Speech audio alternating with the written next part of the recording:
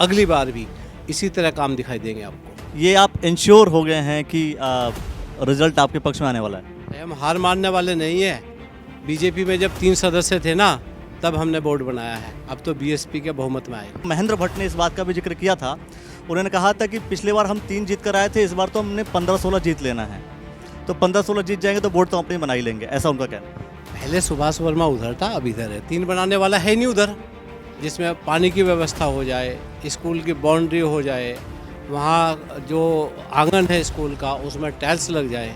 रोजगार को लेकर के नहीं कहा आपने, बस स्टैंड की बात नहीं की आपने, कॉलेज खुलवाने की बात नहीं की। जब मैं किरण चौधरी जी से बात कर रहा था, उन्होंने कहा कि मैं ये सब चीज़ें, ये सारी सुविधाएं दूंगा, और आप उसकी बात ही नहीं कर रहे हैं। जिला पंचायत के कार्य अधिकार में, कार्य क्षेत्र में ये चीज़ें नहीं आती कि वो रोजगार देगी, वो बस चलाएंगे हैं, वो कॉलेज खोल लेंगे। ये चीज़ें नहीं आती हैं, वो मेंटेन करने के लिए होते हैं।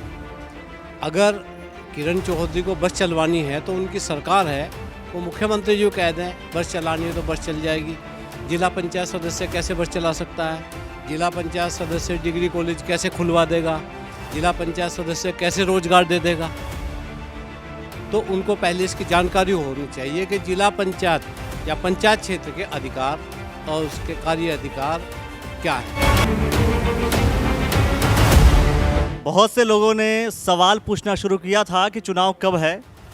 हरिद्वार जिला पंचायत के चुनाव को लेकर के गाँवों में हर जगह पर बहुत जितने भी दावेदार थे वो जा रहे थे, पता करने की कोशिश कर रहे थे कि चुनाव कब होने वाले हैं। अब सूचना जारी हो चुकी है और 26 तारीख को चुनाव और 28 तारीख को रिजल्ट आ जाएगा। लेकिन उससे पहले सवाल ये होगा कि कौन लड़ेगा, कैसे लड़ेगा, कौन जीतेगा। इसको लेकर के बहुत सारी चीज़ें हैं और आज हम हैं खासतौर पे मानकपुर आदमपुर जो क्षेत्र है, जिला पंचायत क्षेत्र, वहाँ पर। और इस क्षेत्र में कुछ समय पहले आपने देखा, बात हुई हमारी किरण चौधरी जी से, लेकिन अब बात हो रही है इसी सीट के जो निवर्तमान जिला पंचायत अध्यक्ष रहे हैं सुभाष वर्मा जी। तो सबसे पहले आपका स्वागत। और सवालों का सिलसिला, चूँकि जाहिर सी बात है इस चुनाव में कहीं ना कहीं आरोप प्रत्यारोप लगते रहेंगे और पूरा जो चुनाव का जो प्रक्रिया है, हर कोई व्यक्ति अपना अपना पर्सपेक्टिव रखेगा। मैं कह रहा हूँ आपसे कि कुछ लोग अध्यक्ष के लिए लड़ रहे हैं, कुछ सदस्य के लिए लड़ रहे हैं, आप बेसिकली किसके लिए लड़ रहे हैं, चूँकि आप अध्यक्ष रह चुके हैं? अखिलेश जी, आपका बहुत बहुत धन्यवाद। आप ऐसी गर्मी में ग्रामीण क्षेत्र में घूम रहे हैं और लोगों को धरातल की जानकारी दे रहे हैं। मैं सदस्य का चुनाव मानकपुर आदमपुर सीट से लड़ रहा हूं और मेरा अध्यक्ष लड़ने का आगे का प्रोग्राम है। हम मुद्दों की बात करते हैं, तो मुद्दों को लेकर के आप किन मुद्दों को लेकर के लड़ेंगे, पहले तो यही मैं जानना चाहूँगा।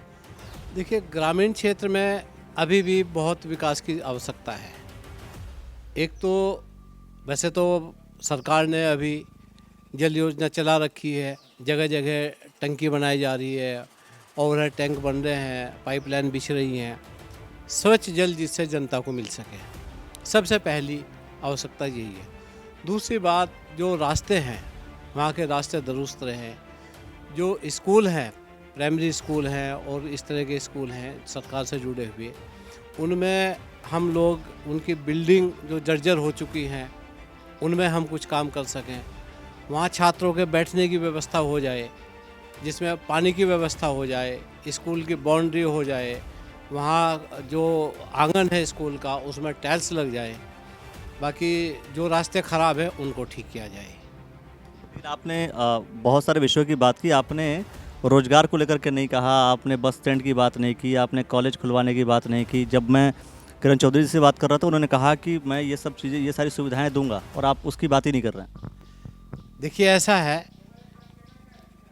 कोई भी बात करने से पहले हमें उसका ज्ञान होना चाहिए।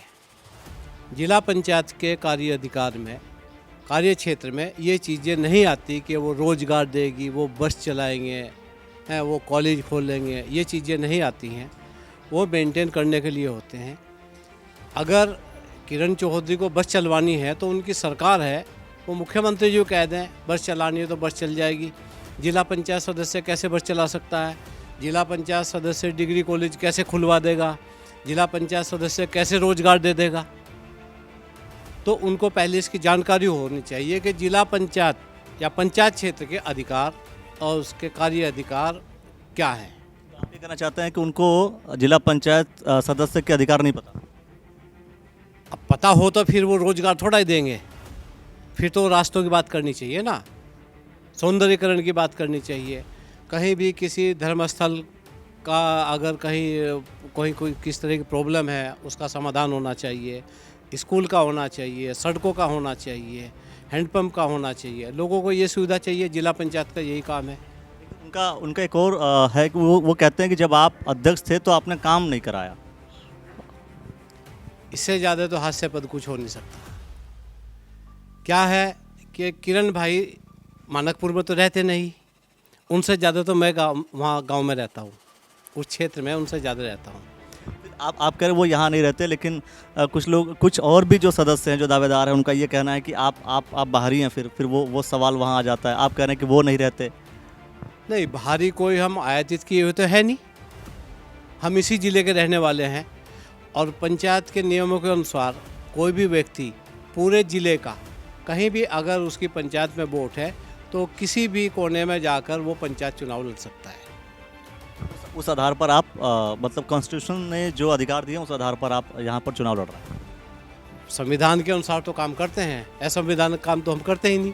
असंवैधानिक से एक सवाल फिर आ गया कि आप लोगों का या उनका ये भी कहना है कि जो काम आपने किया, अगर आपने काम किया तो वो काम या तो सिर्फ आपने काम ही किया काम तो सरकार ने किया है, फंड सरकार ने दिया है, पैसा सरकार ने दिया, आपने क्या किया? देखिए, ऐसा है, सरकार तो पिछले 25 साल से पैसा दे रही है, ठीक है। इस मानकपुर क्षेत्र में, इस क्षेत्र में आपने कहीं कोई काम देखा आपसे पहले? आप भी आते जाते रहे हैं, या जो लोग इस बात को बता रहे हैं कि मैंने काम नहीं किया, तो सरकार तो पहले भी पैसा दे रही है, पिछले 25 सालों से पैसा दे रही है। वहाँ सदस्य भी बन रहे हैं, जिला पंचायत की वोट भी पड़ रहे हैं, कोई काम हुआ क्या? तो काम किया है मैंने वहाँ पर, उसे मैं कह सकता हूँ कि मैंने काम किया है। लेकिन ये भी है कि अगर आपने जो काम किया, आपने वो काम किसी और के थे और काम ग्राम प्रधान ने किया और आपने बोर्ड आपने अपना लगाया, आपने अपना बताया। लोगों को कन्फ्यूजन, लोगों का ये ना बड़ा ही कन्फ्यूजन है कि काम किसने किया किसने नहीं किया, ये हमें नहीं पता। ये गंभीर आरोप है, और अगर किसी को भी ऐसा लगता है तो वो इसकी जांच करा सकते हैं। आप अपने किए गए काम की जांच कराने को तैयार हैं? बिल्कुल 100%।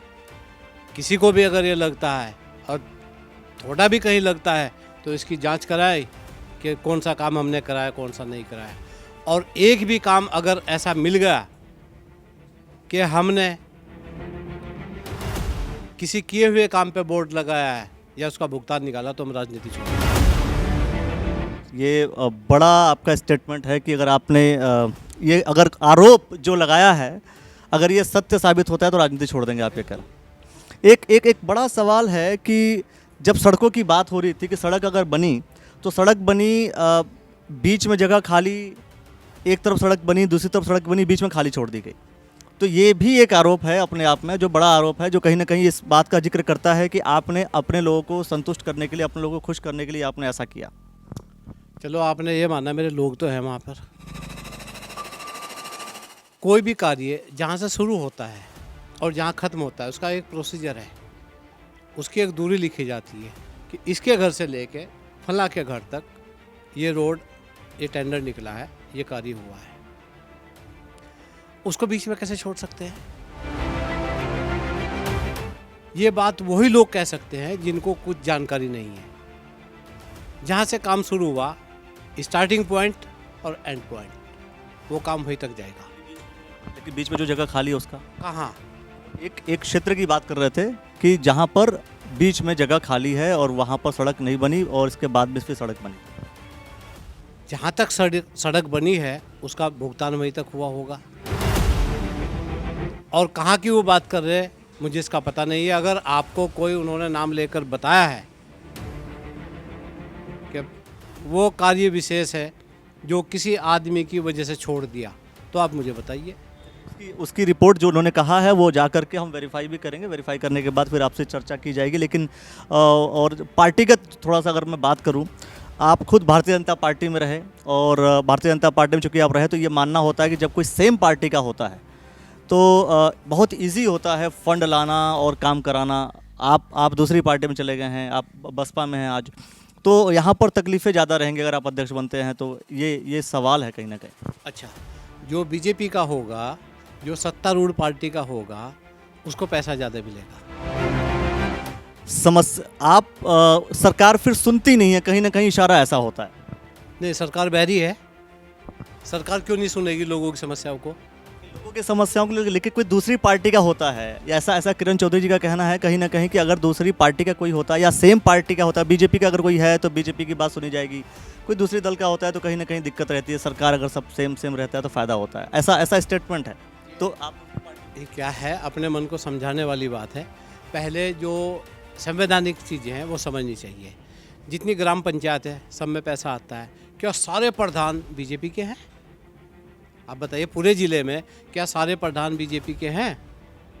पिछली बार जो ब्लॉक है, ब्लॉक में जो पैसा आता था विकास खंड में, वो 6 के 6 ब्लॉक में आता था, उसमें क्या सारे ब्लॉक प्रमुख बीजेपी के थे?